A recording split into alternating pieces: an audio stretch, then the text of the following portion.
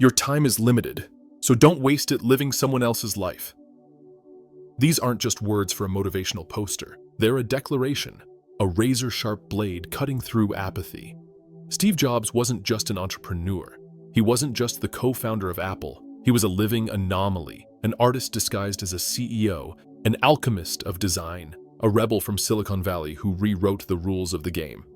He blended engineering with aesthetics, silicon with soul. He was the kind of person who made you believe even a phone could have a soul. But behind the legend, behind the marketing, behind the cult of the bitten apple, who was Steve Jobs really? And more importantly, what can he still teach us today? In a world where technology moves faster than our emotions, where innovation often lacks direction, and everything feels urgent but nothing feels meaningful. How much of his mindset can we actually apply every day in our lives, in our choices, in our work? The answer isn't in the number of iPhones sold. It's in the way he looked at the world, in that almost childlike hunger to change things, in that explosive combination of madness and precision, of intuition and discipline. In this journey, we're going to explore who Steve Jobs really was, beyond the icon, beyond the textbook biography. We'll talk about his failures, his obsessions, his hunger. Because yes, he always said it, stay hungry, stay foolish. But behind those words was an entire philosophy of life, a way of being in the world that we can still choose today. We'll tell the story of the barefoot kid who took calligraphy classes just for the beauty of it, the man who was fired from the very company he created, and who managed to come back stronger, the perfectionist who had the inside of a computer redesigned just because, in his words, real beauty is also where no one looks. This isn't going to be a technical documentary. It's going to be an exploration, a magnifying glass on the mindset, the inner fire, and the decisions of a man who didn't just inspire millions to use his products, but to rethink how they live and work. And most importantly, we'll discover how to turn his teachings into practical tools, not abstract ideas, but real levers to live more authentically, creatively, and boldly. To make choices that feel like us, to build things that matter. If you're passionate about the human mind, history, personal growth, and the great thinkers who've left a deep mark on the world, this is the place for you. Because here, we don't worship statues. We look for sparks, living ideas, to make them our own. So consider subscribing. And now, let's begin. Who was Steve Jobs, really? Not the Apple logo, not just the creator of the iPhone, not the icon on stage with the black turtleneck and catchy one-liners. Steve Jobs was much more. He was an adopted kid, raised in a buzzing California where electronics were being born in garages and counterculture was blazing through college campuses. Raised by a middle-class family, Steve was never an easy child. He was bored in school, restless, allergic to rules. But when something sparked his interest, he would dive into it completely. He had that rare hunger, not just for success, but for meaning. He was captivated by the beauty of well-made things, by elegant simplicity, by the hidden art within technology. At 17, he read a quote that struck him deeply. "If you live each day as if it were your last, someday you'll most certainly be right." From that moment on, death became a compass for him, a way to focus on what truly matters. In college, he didn't follow the curriculum. He followed his intuition. He signed up for a calligraphy class just because he was fascinated by the curves of letters. That class, seemingly useless, would come back to him years later while designing the first Macintosh. For Jobs, nothing was disconnected. Every experience could hold meaning if seen from a different perspective. He was a restless soul, hungry for deeper answers. He traveled to India searching for spiritual teachers, walking through dusty villages, fasting, reading, meditating. He came back changed, shaved, quiet, with the gaze of someone who had seen beyond marketing and numbers. But he didn't become a monk. He became an entrepreneur, not to make money, but to create. Together with the technical genius of Steve Wozniak, he started building computers in a garage in Los Altos. There was no business plan, just a vision to put the power of computing in people's hands. "The computer is the bicycle of the mind," he said, and he wanted it to be beautiful, intuitive, personal. But working with him wasn't easy. Jobs was brilliant, but also intense, an obsessive perfectionist. He could humiliate you with a single sentence and then inspire you with a vision that made you forget everything else. He had an almost painful love for detail. There's a story about how he had a certain shade of metallic gray redone more than 20 times for a product that wasn't even released. For him, every detail mattered, even the ones no one would ever see. He had the gift of seeing what didn't exist yet. When he introduced the iPod, he wasn't just selling a music player, he was selling 1,000 songs in your pocket. When he presented the iPhone, it wasn't just a phone, it was the future in the palm of your hand. Jobs never talked specs. He talked dreams, emotions, experiences. But his path wasn't a straight line. In 1985, he was fired from Apple. His Apple.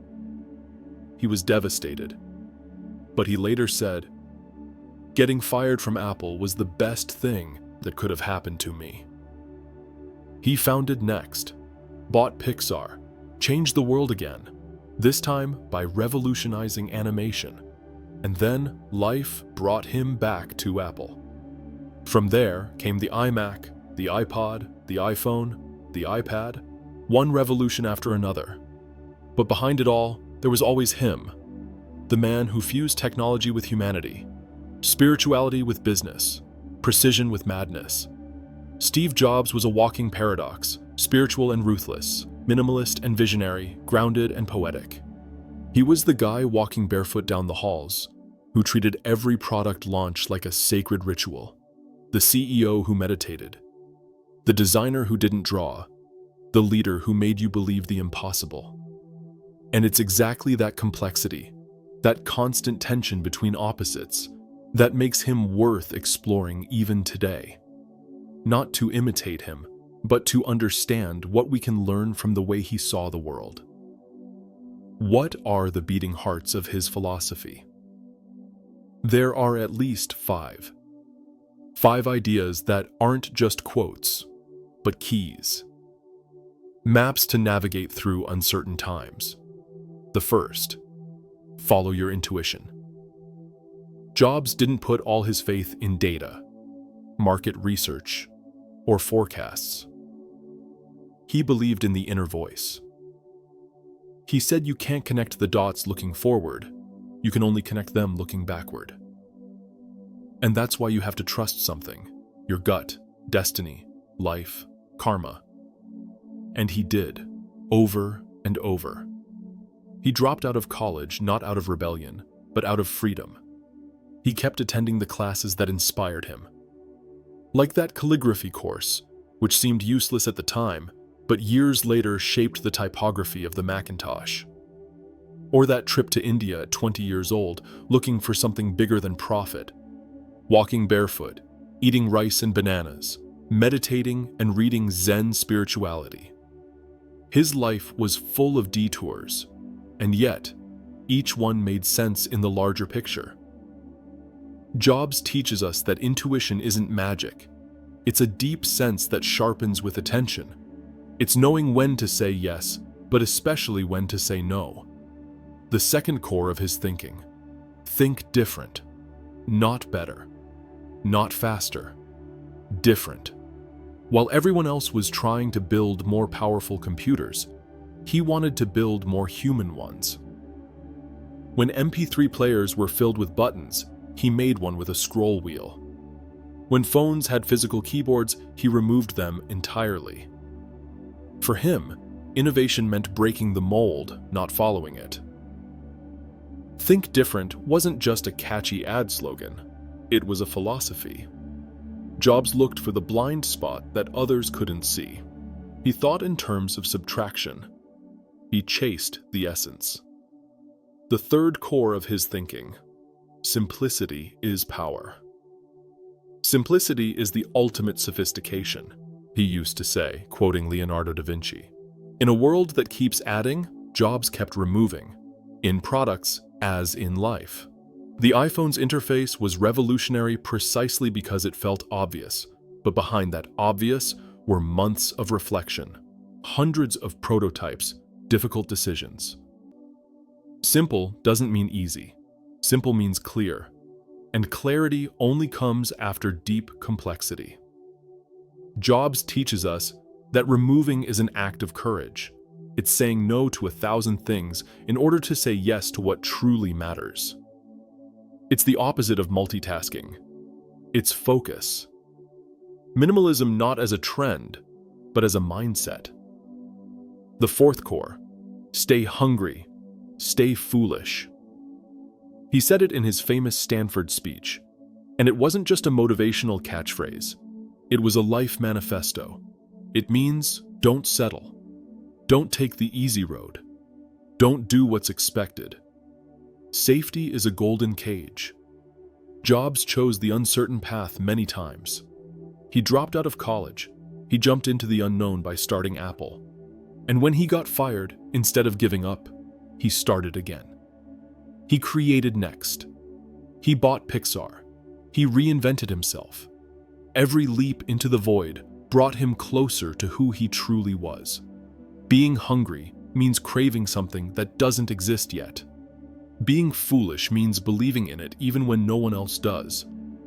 The fifth core of Jobs' mindset might be the most powerful of all: death as a guide. After his cancer diagnosis, he said, "Remembering that you're going to die is the best way I know to avoid the trap of thinking you have something to lose." For him, the awareness of death wasn't depressing, it was freeing. Every day became urgent. Every decision had to be measured with one question: if today were the last day of my life, would I want to do what I'm about to do? And if the answer was no, too many days in a row, he knew it was time to make a change. For Jobs, death was a mirror, and in its reflection, he searched for authenticity, cutting the noise, stopping the people-pleasing, living only what truly matters. In these 5 beating hearts of his philosophy: intuition, thinking different, simplicity, hunger, and death, there lies an entire way of being in the world. Not as spectators, but as creators. Jobs didn't just leave us products.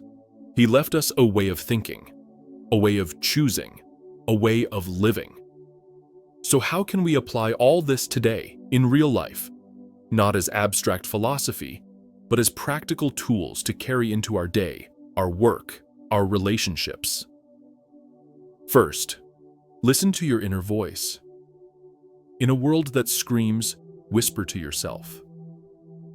Every day we're bombarded with expectations, notifications, unsolicited advice. Jobs reminds us that only those who find silence can truly hear. Set aside time each week, even just an hour, to tune in. Turn off your phone. Go outside, take a notebook. Write, unfiltered. What really excites you? What makes you lose track of time? Where do you feel energy instead of fatigue? And above all, what are you doing just to please others? The job you have, the decisions you're making, are they yours or someone else's? Be honest. Jobs did it. He left college because he knew it wasn't his path. Following your inner voice isn't comfortable, but it's authentic. And in the long run, it pays off. Second, simplify. Take a decision that's been stressing you out, one that's been spinning in your head for weeks. Try to do what Jobs would do. Cut the noise. Ask yourself what the real issue is, the heart of the matter. What can you remove? Where are you complicating things just out of fear? Jobs was obsessed with simplicity because he knew simplicity is clarity and clarity is power. In your life, simplifying might mean saying one more no, reducing your projects, doing less but doing it better, focusing only on what truly moves the needle. Third, accept uncertainty as part of the journey. Steve Jobs didn't have a perfect plan. When he dropped out of college, he didn't know he'd found Apple. When he got fired from his own company, he had no idea that would become the most creative time of his life. The truth is, many things only make sense later. If you feel stuck, confused, or doubtful right now, it's okay. Keep walking. Stay curious. Don't try to control everything. Trust that the dots will connect eventually. Sometimes chaos is just part of the bigger picture. Fourth, dare. Try. Fail. Start over. Steve Jobs wasn't fearless, but he didn't let fear stop him. He knew every failure is just training. The key is to stay in motion. When he started Next after being pushed out of Apple, it wasn't a commercial success, but the operating system they built there later became the heart of Mac OS X. Every step, even the wrong ones, are part of the path. Don't wait for perfection. Jump in. Launch your blog. Send that email. Ask for that interview. Start the project you've been putting off for months. Boldness is a daily decision. Fifth, live with urgency. Not in a rushed way, but with presence. Jobs knew that time is the most precious resource we have. When he got his cancer diagnosis, he didn't shut down. On the contrary, he opened up even more to life. He said that remembering death helped him choose more clearly. Every morning, he asked himself, if today were the last day of my life, would I do what I'm about to do? If the answer was no too often, he knew it was time to change. It's a powerful question, one we can all ask ourselves. It forces you to face the truth, to stop postponing, to realize the right moment might just be now. In the end, applying Jobs' mindset doesn't mean copying his choices. It means embracing his spirit, living with intention, with courage, with creativity. It means choosing, every day, the less obvious path, the one that's truer to who you are. Not to impress others, but to express yourself. And that, today, more than ever, is revolutionary. Because why is Steve Jobs still relevant today? Because now, more than ever, we live in a world screaming for our attention. We scroll, we click, we bounce from one thing to the next without breathing. But decades ago, Jobs reminded us of the power of focus. He said, creativity is born from saying no to 1,000 things.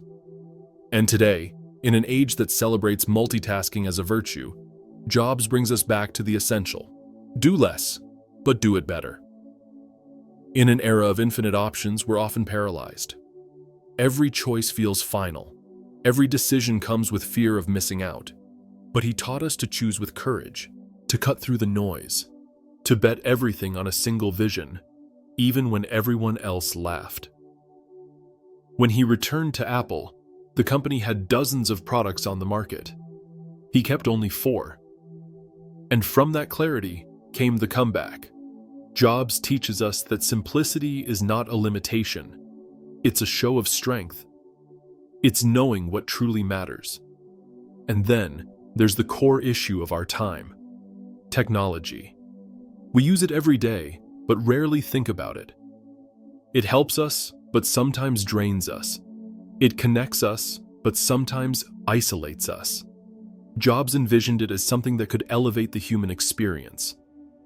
His products weren't just functional, they were beautiful, crafted, full of meaning. For him, design wasn't about looks, it was something spiritual. There had to be harmony. There had to be soul. Every curve, every material, every sound, everything was thought through to create an experience. Because to Jobs, technology should be almost invisible. It should disappear to make room for the user. It should make you feel powerful, not small. When he said, The ones who are crazy enough to think they can change the world are the ones who do. He wasn't selling a dream. He was telling the truth. It was his life, his daily choice. And today, in a world where conformity is rewarded, where the fear of making mistakes holds us back, where originality often goes unrecognized, his example challenges us to disobey, to not follow the crowd, to invent instead of copy, to rediscover that fire we all carry inside, but often let die. Jobs wasn't saying, "Be like me." He was saying, "Be yourself, but for real." And in that message, even now, there's something revolutionary. Something that speaks to our deepest need, to leave a mark, without losing our voice. So, what does Steve Jobs really leave us? Not just an iPhone in our pocket, or a Mac on our desk. He leaves us a mindset, a lens, a continuous invitation to never settle. To look at the world and ask, why is it this way? What if we started over? He leaves us the challenge to be more creative, more daring, more authentic. Jobs taught us that real innovation doesn't come from labs, but from dreams. He leaves us the idea that work can be an extension of the soul, not just a way to earn a living. That true success isn't about making money, but about building something that changes things. And that, in the end, what really matters is putting a piece of yourself into what you create. Above all, he leaves us questions. Uncomfortable ones, powerful ones. Am I really living? Am I the one choosing, or am I just following a script written by someone else? Am I creating something meaningful, something that lasts, something that leaves a trace? If these questions stir something in you, if even for a moment you found yourself wondering where you're really going, then you've understood the heart of this journey. Because great minds are not statues to admire from a distance. They're companions on the road, mirrors showing us what we might become if only we dared a little more. If this episode sparked something in you, if it inspired you, if it made you stop and think, share it. Subscribe to the channel, leave a comment, and tell us which brilliant mind you'd like to explore in the next episode. Because history isn't just the past, it's a map for the future, and every great mind leaves behind a trail.